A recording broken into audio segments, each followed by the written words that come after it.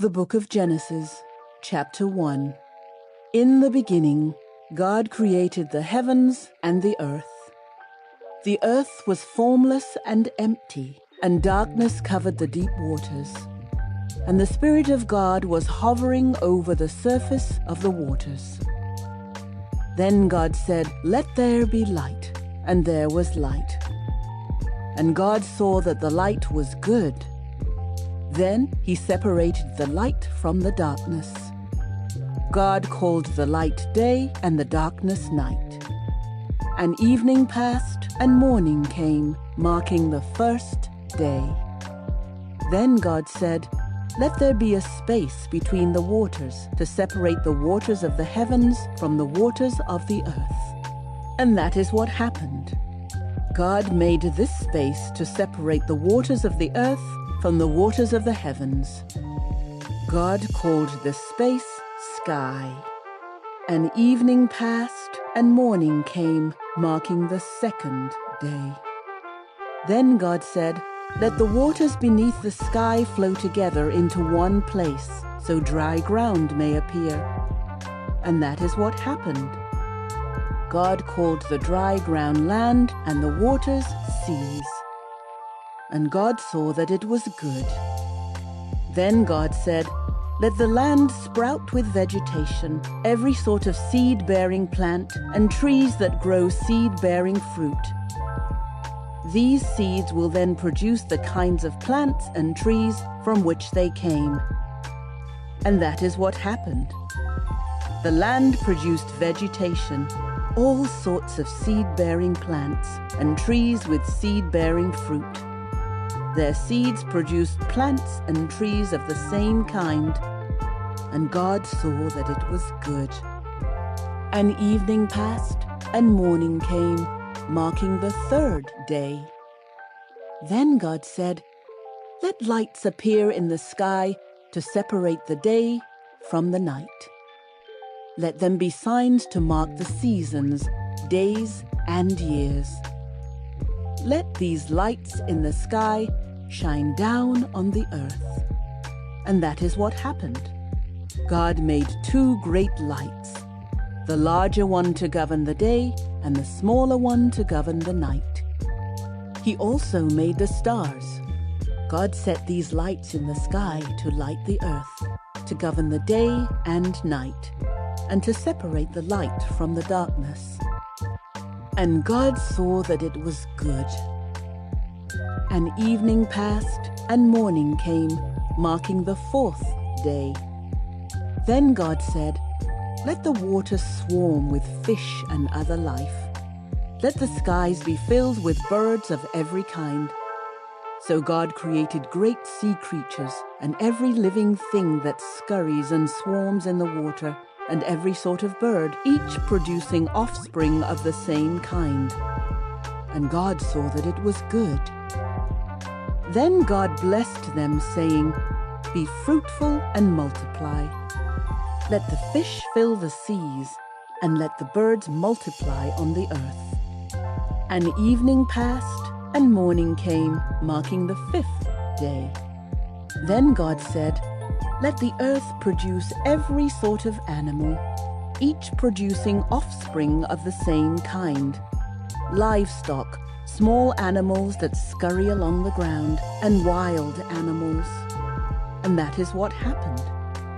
God made all sorts of wild animals, livestock, and small animals, each able to produce offspring of the same kind.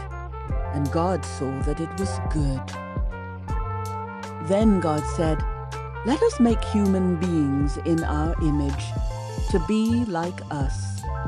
They will reign over the fish in the sea, the birds in the sky, the livestock, all the wild animals on the earth, and the small animals that scurry along the ground." So God created human beings in his own image. In the image of God he created them. Male and female he created them. Then God blessed them and said, "Be fruitful and multiply. Fill the earth and govern it. Reign over the fish in the sea, the birds in the sky, and all the animals that scurry along the ground. Then God said, "Look, I have given you every seed-bearing plant throughout the earth and all the fruit trees for your food.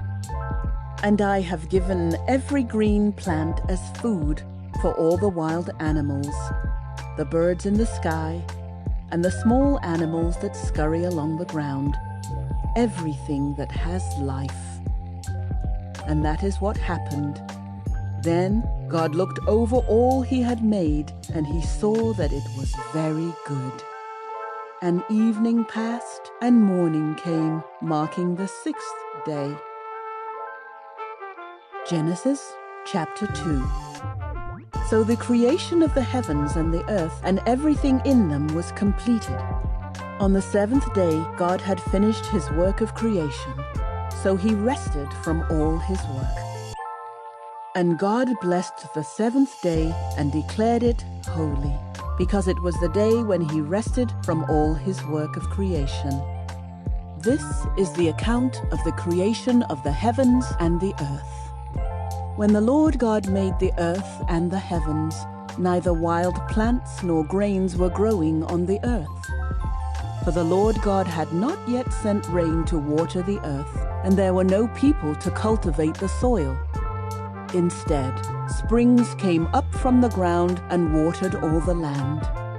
Then the Lord God formed the man from the dust of the ground. He breathed the breath of life into the man's nostrils, and the man became a living person.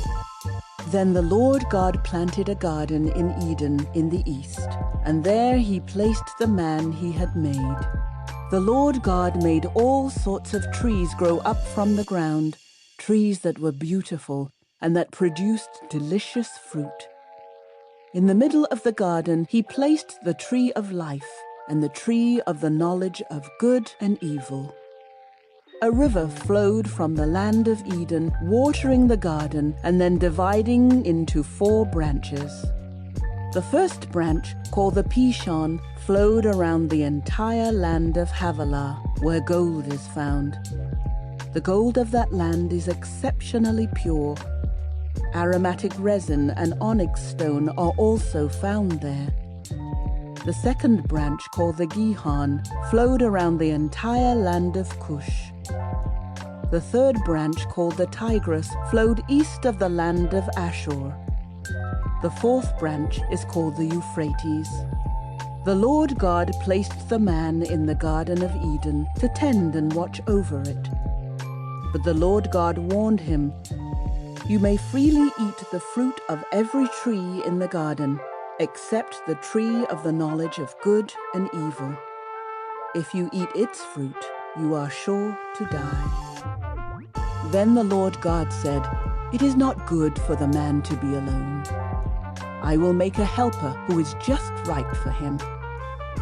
So the Lord God formed from the ground all the wild animals and all the birds of the sky.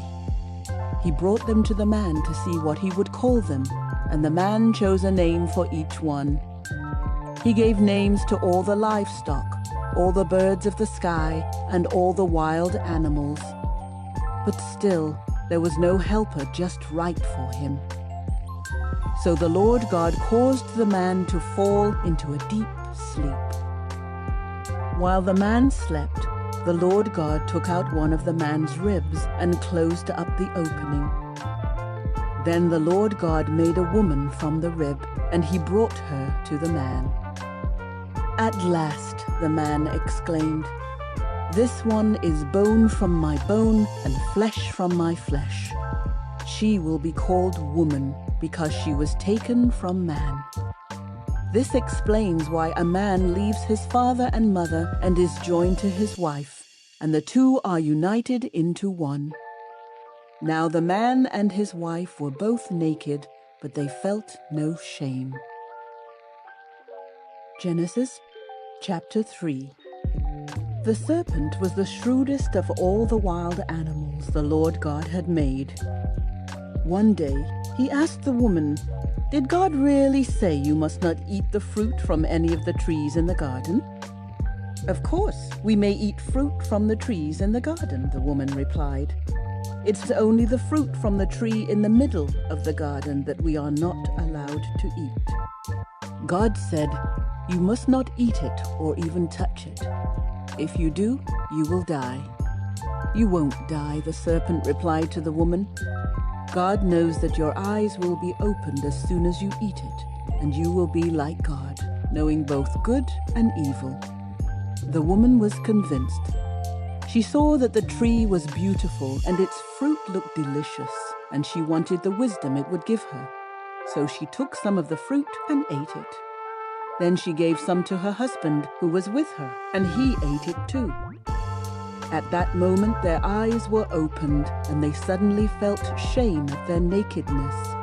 So they sewed fig leaves together to cover themselves. When the cool evening breezes were blowing, the man and his wife heard the Lord God walking about in the garden. So they hid from the Lord God among the trees. Then the Lord God called to the man, "Where are you?" He replied, "I heard you walking in the garden, so I hid. I was afraid because I was naked." "Who told you that you were naked?" the Lord God asked. "Have you eaten from the tree whose fruit I commanded you not to eat?" The man replied, "It was the woman you gave me who gave me the fruit, and I ate it." Then the Lord God asked the woman, "What have you done?" "The serpent deceived me," she replied. "That's why I ate it." Then the Lord God said to the serpent, "Because you have done this, you are cursed more than all animals, domestic and wild. You will crawl on your belly, groveling in the dust as long as you live. And I will cause hostility between you and the woman, and between your offspring and her offspring. He will strike your head, and you will strike his heel." Then he said to the woman, "I will sharpen the pain of your pregnancy, and in pain you will give birth. And you will desire to control your husband, but he will rule over you." And to the man he said, "Since you listened to your wife and ate